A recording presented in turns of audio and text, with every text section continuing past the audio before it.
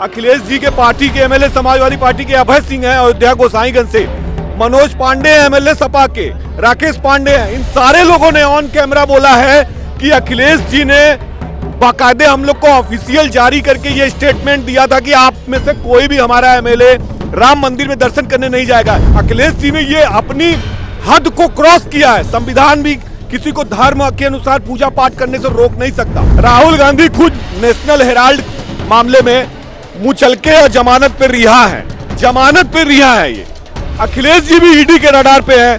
वो खनन घोटाले में आरोपी है क्योंकि मुख्यमंत्री थे।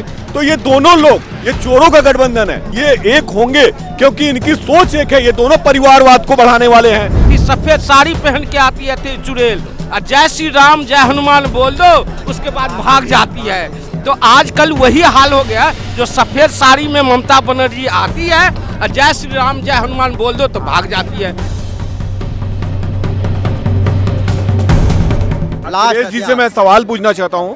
अखिलेश जी कहते हैं नरेंद्र मोदी धर्म की राजनीति करते हैं। अखिलेश जी के पार्टी के एमएलए समाजवादी पार्टी के अभय सिंह हैं अयोध्या गोसाईगंज से, मनोज पांडे एमएलए सपा के, राकेश पांडे हैं, इन सारे लोगों ने ऑन कैमरा बोला है कि अखिलेश जी ने बाकायदे हम लोग को ऑफिशियल जारी करके ये स्टेटमेंट दिया था कि आप में से कोई भी हमारा एमएलए राम मंदिर में दर्शन करने नहीं जाएगा। ये तानाशाही नहीं तो और क्या है। अगर कोई किसी राजनीतिक दल से जुड़ा है तो राजनीतिक दल को यह अधिकार नहीं है कि उसके निजी पूजा पाठ करने से रोके या उसको कहीं जाने आने से रोके। अखिलेश जी ने ये अपनी हद को क्रॉस किया है। संविधान भी किसी को धर्म के अनुसार पूजा पाठ करने से रोक नहीं सकता।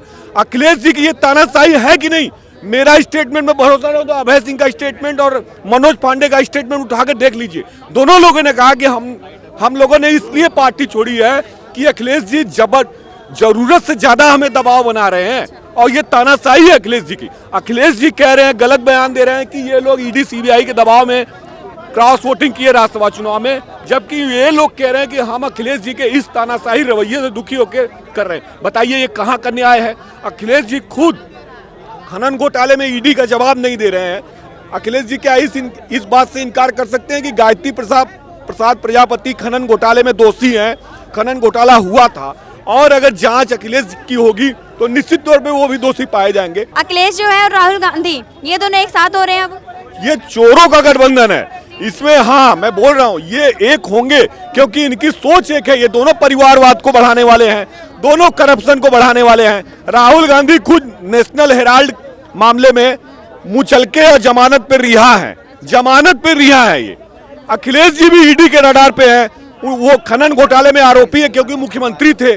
तो ये दोनों लोग, ये चोरों का गठबंधन है। ममता बनर्जी भी इसका हिस्सा है। संदेश खाली में 55 दिन तक वो पुलिस के अरेस्ट। ममता बनर्जी नहीं, वो चुड़ैल है वो। अच्छा, अब चुड़ैल, हाँ। अरे कैसे बात कर रहे हैं? मैं सही बता रहा हूँ। देखिए क्या होता था, बचपन में हम लोगों को कहा जाता था, मम्मी सिखाती थी बेटा सफेद साड़ी में चुड़ैल पहन के आती, सफेद साड़ी पहन के आती है चुड़ैल और जय श्री राम जय हनुमान बोल दो, उसके बाद भाग जाती है।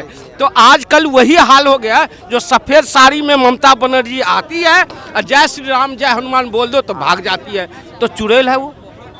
तो ममता बनर्जी का नाम ममता बनर्जी नहीं लीजिए, वो चुड़ैल रहा था कि संदेश खाली में जो 7 आरोपी गिरफ्तार हुआ है वो 55 दिन तक पुलिस के उससे फरार रहा। पुलिस, बंगाल की पुलिस क्या कर रही थी? आप केवल दिखाने को अरेस्ट कर रहे हो, 10 दिन के रिमांड पे भेजा, क्या पूछताछ करोगे? पुलिस तो आप ही की है, कुछ नहीं होने वाला। तो ये ममता दीदी का जो ये कान इधर से पकड़ने का है ना, करप्शन कोई भी करे, उनके भतीजे का भी नाम है। तो ये लोग चोरों का गठबंधन है। अब मोदी जी को इससे कोई भय नहीं है।